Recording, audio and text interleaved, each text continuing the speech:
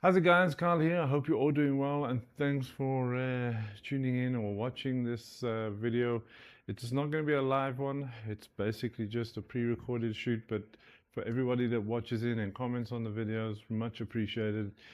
So what are we going to be doing today? So you can see this beautiful silver background behind us. Very, very, very cheap to actually get hold of these. I think they were about 36 Rand or something per emergency blanket. So all I've done is I've created a 90-degree angle. As you can see, you got lots of reflection that's going on here, and obviously once light hits this, we'll have some hot spots, we'll have some light fall off, we'll have a bit of shadowing, and we can actually have fun with that, because what we can do is we can put a kick of gel in or something just to bring a bit of color in there, or we can just shoot it with one light, which probably most of the time I will be doing that. But what lights will I be using today? So I've actually grabbed hold of, thanks to Godox SA, they've loaned me a AD200Pro, which actually be like a kicker light for today's shoot. I've been quite impressed with this. I've actually used this light on a couple of jobs already, and I must say the AD200 has a legacy of success behind it, as known as a great portable flashlight to actually have in your kit. This is the first time I've used the AD200 Pros, and I must say it's very cool. I really enjoyed using it. It's light, it's easy to use. The bulb, the bicolor modeling lamp. The Mark II has actually come out with a lot of cool features, and it's great also with the wireless syncing with your X3 triggers as well. So this is one of the lights. The other light I will be using will be the AD400 Pro, not for any specific reason whatsoever. I've just got hold of the H400P attachment, and sometimes it just makes it a lot easier having a very lightweight attachment like the AD200 Pro. I could have probably had another AD200 Pro and added up in the air for the main light.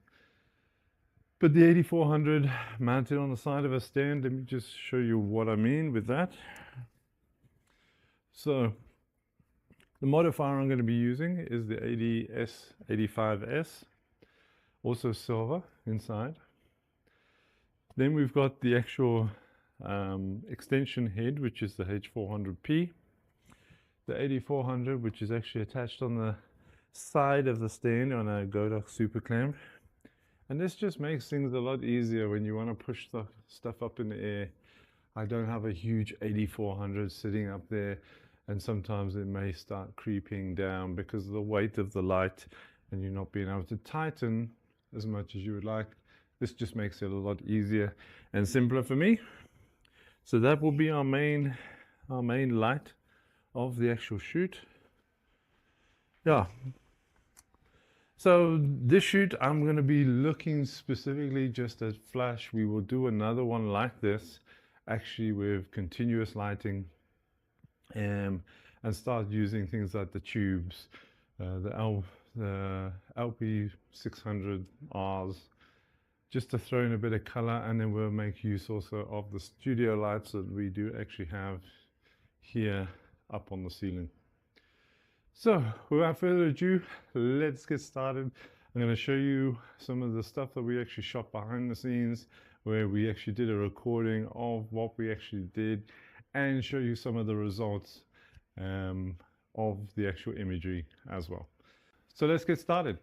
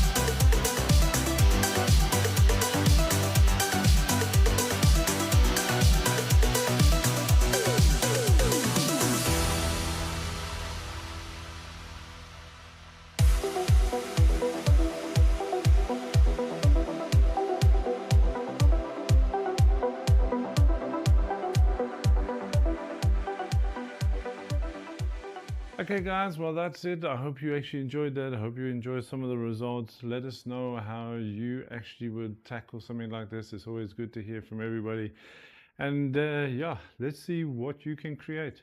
Godox SA is always looking for some great talent and stuff, for highlighting some of your work and stuff out there in South Africa as well as international. So tag us, try this out, have a go at it, and let's see what you guys can come up with. Thanks for watching, and we'll see you again soon. Cheers for now.